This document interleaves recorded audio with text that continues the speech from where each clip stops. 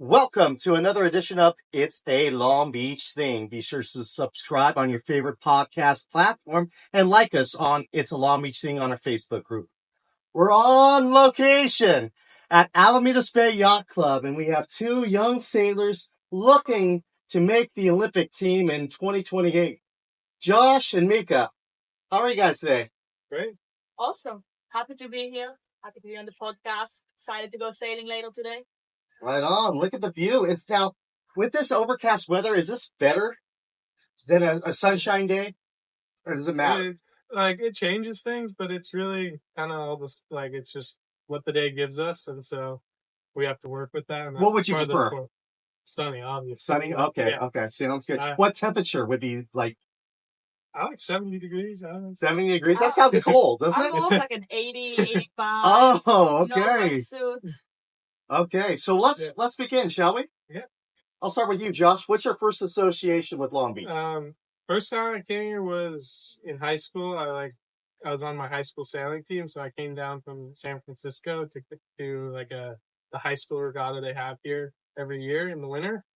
And it was just like my first experience sailing in Southern California. It was great. It was like in the summer, it was still like warm, or in the winter, sorry, and it's still warm and like comfortable. Whereas in the bay, it's like freezing. The water is like 40 degrees sometimes, and like you're like in a dry suit, and it's just terrible. So coming down here in the winter is awesome. I would imagine in San Francisco, even in the summertime, it gets kind of cold on days, isn't it? Yeah, it can be pretty, especially if it's a really windy day, it'll be quite cold in the day. Right on. Mika, how about you? Yeah, I think my first time in Long Beach was for sailing as well. I was racing back in the Optimist class, which is the youth class, like the first boat that you will sail in. We were doing team racing, and I got to be the team captain. And everyone on the team were from ABYC, actually, so it was really fun, really cool experience. Yeah, actually, I really like sailing in Long Beach compared to other venues that I've been in. Well, talk about your first love of sailing. When did it start for you, Josh? For me, it started in high school. I didn't sail before high school. I went to my high school and they're like, "Oh, we have a sailing team." And I was like, "Oh, that sounds cool. Let me try that." And it was really just like, I loved that first experience. I love the physicality of it. And then I also love the technical aspect. And it's just like snowballed from there, basically. So your family aren't from sailors? No, they won't even go on the water. Interesting. Were you in lifeguards? Did you swim? Were you in the water a lot? Yeah, I was on swim team in middle school and elementary school. And so that I kind of enjoy being in the water. And so it was kind of just, I guess, a progression of that. And then you got into it and you loved it. Obviously, You had skill. When did you start to think, you know what, maybe I'm going to get a little serious with this? I think kind of after high school, I really started thinking, what do I want to do next with sailing? Whether it's pro sailing, Olympic sailing. And I had the opportunity to join the Olympic development team. And so that kind of set me on the path that I'm on now. Mm-hmm. Mika, how about you? What was your first association with sailing? Did your family, are you from a family of sailors? So my story is kind of, I would say, unique. My family, I don't come from a family of sailors. My dad had his 40th birthday, and for his birthday, my mom got him a skipper course. What? I'm sorry? A skippering course. What is that? To learn how to sail a boat, become a skipper. He never finished it, but he made a lot of friends that had boats. So he took the easy routes to go sailing and just went on boats, had some food with friends. Simple as that. And I joined him one day. There was an opti. It was back in Israel. There was an opti. I decided, you know what, sign me up. And that was it for the most part. Then I started racing internationally more. We moved to the US, represented Team USA in the World Championship, the Junior Europeans, joined ODP as well. And that was it for me. Since 9 years old, I've been doing it. Wow, I think you skipped some things. You went from sailing to all of a sudden competing. Where did it start where you're like, you know what, this is something for me? I started racing as soon as I started sailing. As soon as I learned how to sail, hopped in a boat, I think a month after that, I was already racing. So you're a competitive person? Very much. Okay. So what was your sport before sailing? I guess you were 9, so I don't know if you were playing anything, but what were you enjoying at that time? I was doing 5 sports at the same time. I was doing basketball, soccer, judo, track, and cross country. And ultimately, I stayed on sailing. You dropped them. You dropped them all for sailing. In a heartbeat, yes. In a heartbeat. Absolutely. Okay. So then, when did I'll start with you? When did the dreams of becoming an Olympic athlete start to flow in your head? It was probably for you. It sounds like it was immediate. Yeah. When I was 9, I think it was when I won the national championship in Israel, and my coach was like, you should really go forward with this. And I did. And now we're here. And I said in 2028, I'm super excited to do this. All right. So, Josh, you're in high school, San Francisco. You're on this. Was there a sailing team in high school for your actual school? Okay. Yeah. And obviously, you must have been pretty good. Yeah. Okay. So after that point, you're like, okay, what's next? Yeah. So I was like, after high school, I was kind of like, okay, what? Like I was like I said, I was like, what do I want to do next? And I had this coach who I'd worked with in high school, and like, yeah, in high school in like my freshman and sophomore year, and he had started his own team in like Marin, and so I was like, let me go sail with him, see if he has anyone who needs someone to sail with. And I spent a lot of time like on a single-handed boat, so sailing by myself in high school. And so I was like, okay, what am I missing from my skill set? And I was like, sailing with other people. I do not know how to do that very well. And so that was like my best way to like fill that gap in my skill set. And so started sailing with him in the boat called the I-420, where I met Mika. And yeah, I was sailing that as a little too big for the boat, so I didn't have the success I wanted, but that allowed me to transition to the 470, which is what we sailed together in the Olympic trials. And yeah, I just loved that boat. It was super technical. Like I could spend hours just working on the boat. It was very physical, like, and the racing was just really close and like hard racing. So that really just kind of, now that I could see like the Olympic class and like the racing against Olympians and everything, that was like, wow, that's where we need to go. So you mentioned it. Talk about when you guys met. How did that all come about? Yeah, so we met sailing the I-420. We were sailing against each other, and then we sailed one regatta together. And then just kind of went our separate ways for like a year. Did you guys talk? I mean, I know you guys are racing against each other. Yeah. Did you guys have a communication before or after the race, like getting to know each other as people, or? Yeah, when you're on the same team. Yeah. Oh, you guys were on the same team, Yeah. so you guys weren't competing against each other. Different boats.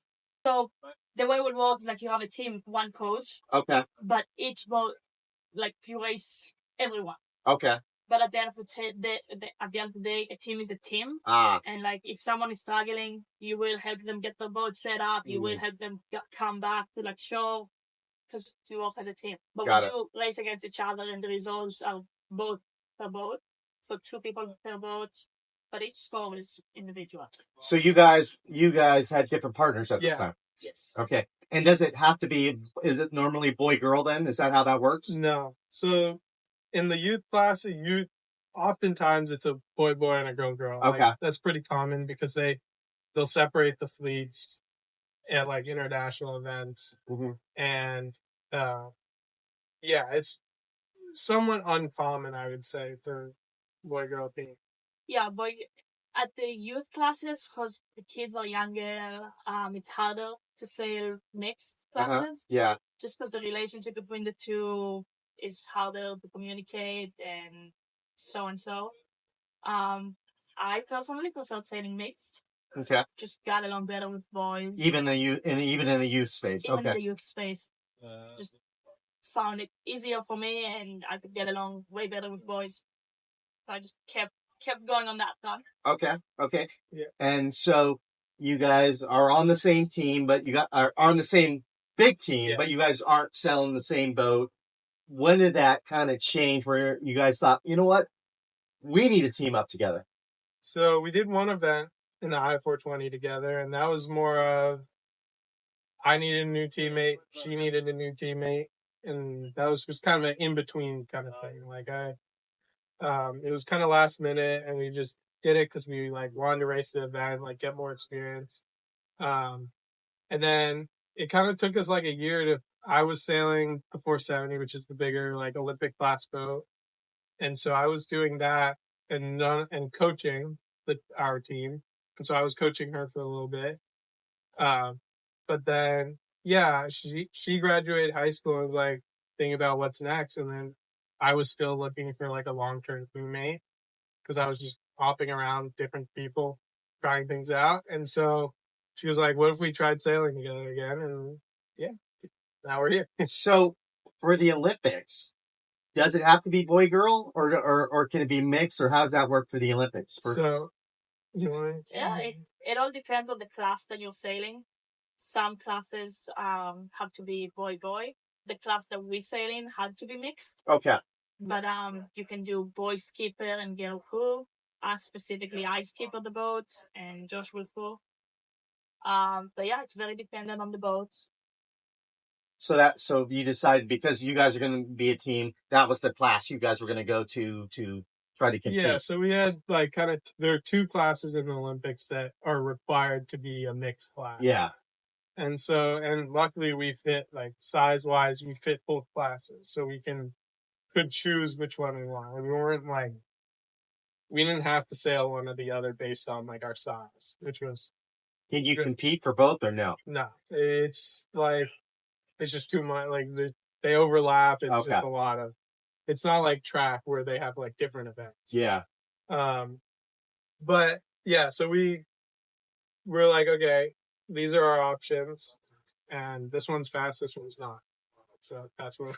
Which one did you guys choose? So we were sailing with 470, and we did a few months in that, and we were like pretty good at it, but it was slow. It was a little boring. I think it's important to know that it's slow. It's been around for a while. Uh-huh. So the future of it is unknown. World sailing likes to change the boats quite often.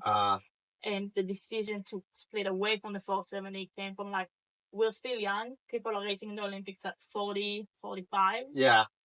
And putting the time in now to a boat that will likely not be in the Olympics past 2028. Smart. Is not necessarily what we want to do. And like the boat that we're sailing now, which just featured for the first time in the Olympics in 2016, had a change in 2020 to become foiling, which makes it faster. Foiling is pretty much when it hovers above the water, it reaches like a certain speed and it just stop flying above the water. I think we can reach speeds of 30 miles per hour. Yeah. Is that called knots? Is it knots? Normally is it we use knots, and like we often like super easily will hit over 20 knots. Oh wow! It's close to 20 miles an hour. It's like 22 or something. So when you guys started working together for the early on into the experience, I imagine there's probably growing pains as far as communication, how you guys communicate. Talk to me about how that came about. How did you guys grow together? I mean, we had some like pretty rough spots in the beginning, like yelling matches, like on the water, in the middle of drills, in the middle of races. And so we definitely like put the partnership through like a trial by fire pretty much. But it lasted, and I think we're better off for it now. Yeah. I would imagine when you're in a competition and things are going fast, that's emotions run thick, don't they? Yeah. They definitely do. But that's why we push ourselves to our limits when we practice, and we test the relationship on and off the water, so that when we get to racing, we know how to manage that, right? So there's the sentence that says practice like you race and race like you practice. And we will practice harder than we race. Love it. If it makes sense. Yes. I was actually coaching here at the club yesterday. I was telling the kids, if you practice harder than you race, then the race becomes easier. Yes. Which is why when we encounter like those rough situations during racing, after races, in between races, we know how to manage it. We know what works for us. We know, hey, we've done this before, so this went wrong. Now let's connect the puzzle pieces, and for the next race, let's figure out what we did wrong and push forward. Yeah, I love the fact that you guys said that you practice harder than you do in competition, because you do all the hard work at practice and then you have fun in the competition. And that probably helps with your anxiety too, because you're doing the high pressure situations of practice, getting it all out. So then when it's time to compete, it's more fun than anything else. And when you have fun, you generally do better because you're lighter. You're lighter. There was a fun story that you guys shared with me off camera, and I think it'd be fun if you shared it on camera to talk about that cohesion, about the time that you were knocked off the boat. Well, you get to tell that one. Yeah. That's all you. We were practicing in Miami, and it was a really hot day, and it was late, like in the afternoon. We were both getting tired, and we got into a fight. I decided to make a decision last second, and I didn't communicate it fully. I was like, okay, we're attacking now, which means we're changing course. Yeah. So we both need to come in the boat and then come out, and it didn't go so well. We almost crashed into another boat, but that's, you test your limits, and for the next time I knew not to test the limit as close. But yeah, we got into a little bit of an argument, and by the end of it, I decided I'm dunking Josh in the water. Yeah, he was on the wire on the boat, which means that he's like just standing on the boat, body fully outside, and he's at my discretion. So if I let go of the mainsail, which would lose power in the boat, Josh will go swimming, and I sent him to the fishes.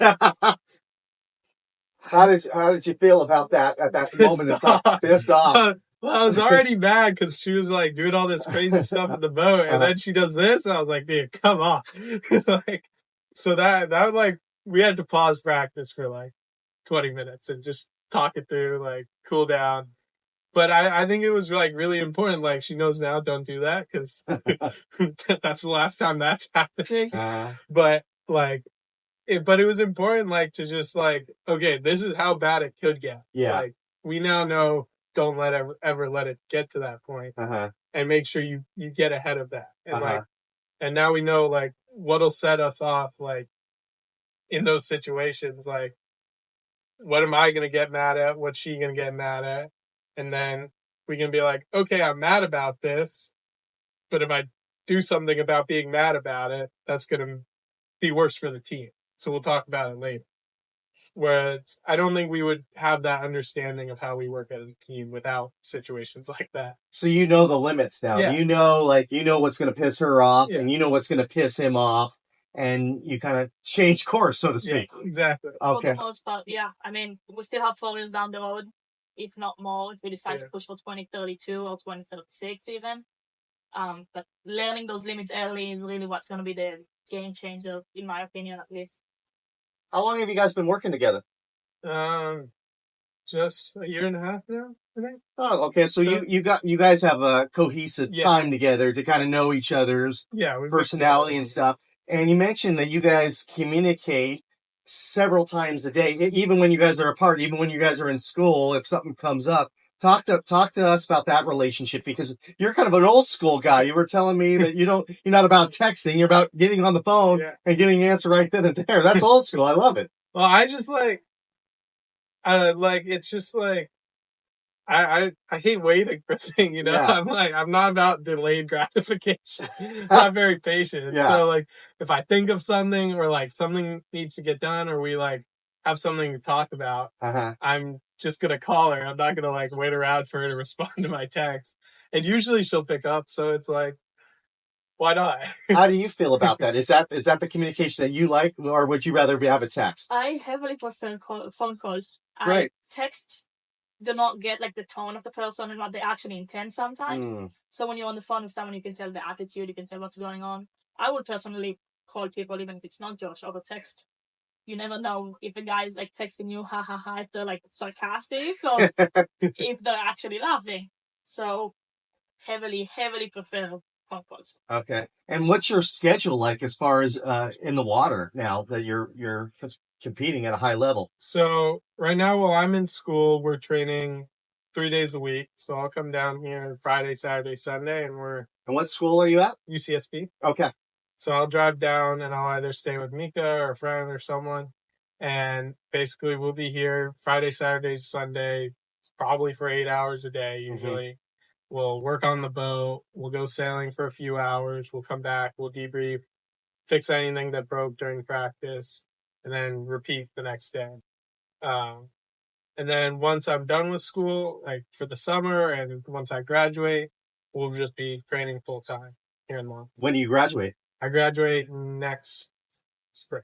So a year from now. Yeah, I'm a junior now. Okay, sounds good. So 3 days a week right now is sufficient? For now, I mean, we'd always love more days on the water, obviously, because that's the only way you get better is practicing. But it gives us time to work on all the other things we have to do, like all the logistics, figuring out where we're going to stay for training camps, figuring out how we're getting to training camps, and like who's coaching, all of that. And so obviously we always want more days on the water. Like, that's the best thing we could have. But it does give us time to like rest, chill out, figure out the next steps, debrief. I think the hardest part of the campaign is the beginning of it, when you don't know what you're actually stepping into. If you asked me a year ago, hey, do you see yourself like in the spot that you are now? I would say absolutely no. We know we have fundraisers coming up. We have the team behind us that supports us. And I would have never in a million years guessed that this is what's going to happen. And I'm sure that if you ask me 3 years from now, hey, do you think you'll be at the spot that you were at like today? I would tell you the same thing. No, it keeps surprising us every time.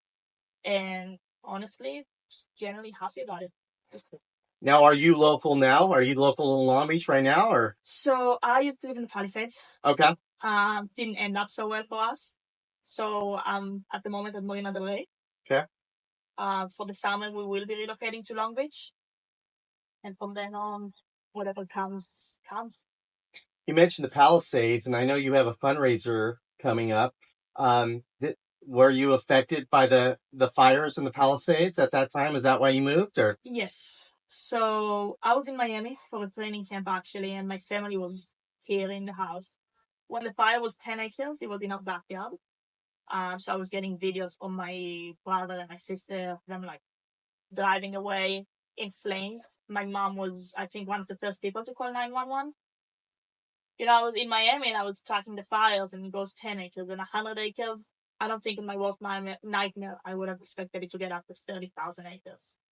All of my friends lost their houses. My house burned for the most part. It didn't fall down to the ground completely, but the outside burned. My brother's room, my room, so everything that was in it, we had to toss.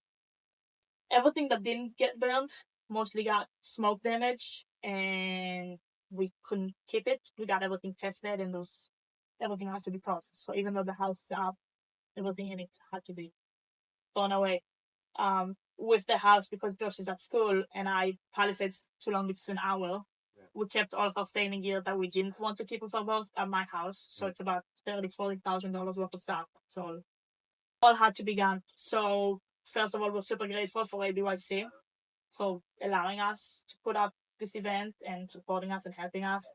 I'm going to say a major thank you to Crystal for helping us set it up. But yeah, that's part of the mess that we've been handling, which is also the reason why we've been getting less days on the water than we would have liked. But this summer, hopefully the fundraiser goes well and we'll be super set up for the summer. Well, talk about the fundraiser and talk about what Alamitos Bay Yacht Club is doing for you guys. Yeah, I mean, so we're going to have a panel of 4 female Olympians. We're going to talk about their experience racing at the highest level, and people are going to be able to ask questions and see how their experience differs from each other, because some are from different countries. Some are from the U.S., some are from Israel, some from New Zealand.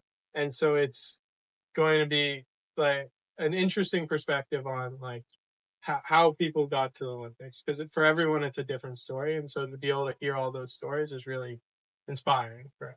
And then on top of that, for us, we're having silent auction to fundraise for our team. Yeah, it's been super fun setting it up, getting to talk to all of these Olympians. We're gonna have Pizzy Glazier, JJ Feder, both are Olympic medalists in the 470 class. JJ is a 2-time Olympic medalist. We're gonna have Susanna Chapman. She's the waterfront manager at ABYC. and we're going to have a Nat Kite. She's an Israeli 470 Olympian. She finished 4th in Sydney. She rarely talks at events like this, so super cool opportunity to have her come and help us out. And we have some cool prizes for the silent auction, Garmin watches, Harkenderm, which is the sunscreen that all of the Olympic sailors use. And yeah, May 7th, 6 p.m. at ABYC, RSVP at mjracing.org/donate. And what is this fundraiser? What is this going to replace for you? So some of his sailing gear, sails, like spare parts, because that's a lot of what we were storing at her house was just spares for everything we had. So like then that's what's keeping us on the water is all those spares. The stuff breaks every day. So we lost line, we lost blocks, we lost shackles, we lost just everything that keeps our boat together, and so we're going to be using those funds to both replace those, but also like looking towards the future. We know we need to go to Europe, compete against all the European teams, and like really push ourselves and like know that we can be like part of the best. And so that's what this fundraiser is going to allow us to do. Is compete against the best, go to Europe, race internationally, train internationally, and that's the biggest expense for us of this is those international events. So easily you'll spend $10K on each event between coaching, housing, food, your boat, all of that. It just adds up so quickly. And so, yeah, I mean, there's so many different ways we can use the money to help our campaign. Yeah, I think it's important to note that we had raised some money, which is what it allowed us to be able to go on the water after the fires. But that was money that we raised in order to go to Europe this summer and next summer, and now it's gone. Because at the end of the day, the priority is to go sailing. So yeah, like Josh said, it will help us replace the stuff that we haven't been able to replace yet. We're really pushing our limits financially as well. So I think it's really important to know that those Europe trips are really what will determine at the end of the day the result of the Olympic trials, because the Olympic trials will likely happen in Europe, whether it's the Worlds or the Princess Sophia Regatta, which takes place in Palma, and being able to connect to the fleet in Europe, because in the US we only have 3 or 4 boats that are actively campaigning, and racing against the same boats at the same time is great, but it doesn't connect you to the 50 boat fleet, which is what we would like to be able to do. So one more time, how do you get involved with this fundraiser? When is it and where is it? So you can RSVP for our event at mjracing.org/donate, and there will be a button that says RSVP here. So a little red button, you click it, and it'll take you to the RSVP. What's the overall goal for you guys? You mentioned the Olympics a little bit, but I want to throw it out in the universe. What is the goal for this team here? For me, I think she can agree, is to go to the 2024 Olympics. 2028. 2028. Sorry. You want to go back in time. We could do that too. That would be pretty cool. But yeah, to go to the 2028 Olympics would be incredibly special because it's here in the U.S. Like, I don't think going to the Olympics on its own is special, but to go to the Olympics in your home country is something else. And so that is the goal of our team. Yeah, I think for 2028, the goal is the Olympics. For 2032, the goal is to medal. No U.S. team has medaled at the Olympics yet in the NACA 17 class. And actually, no U.S. team since 2008 has won a gold medal. So 2032 gold medal is the goal. Love it. I love it. Is there anything that you want to leave our audience with that we didn't discuss? I think just if any of this sounded interesting, check out our website, our Instagram. We're always happy to hear from supporters or people who are interested in getting involved. We love networking, we love all of that stuff. So absolutely reach out. We're happy to talk. Yeah, I mean, we can't do it alone. So there's just so much to do, and there are only 2 of us. So just having any support helps, even if it's not financial, just knowing that we have people who support us, people help us move our boat. That's like worth more than money. Yeah. We work with a foundation, and you can donate airline miles. You can donate anything really. So if you have even all protein powder in your fridge, we'll take all of it. We're to the point where really the small stuff really make a big difference, and any help anyone can offer truly means the world to us. Helps us get one step closer to our goal of the 2028 Olympics. Yeah, I really enjoyed our conversation. I love the fact that you mentioned about practicing harder than you do in the competition. I think that is huge. You look at Michael Jordan, you look at Tom Brady, you look at all the great athletes, they say stuff like that. Practice like you're going to play in the game. So the game is not as hard. And I really, really believe that is true. But before you guys go, I always like to end on a fun question.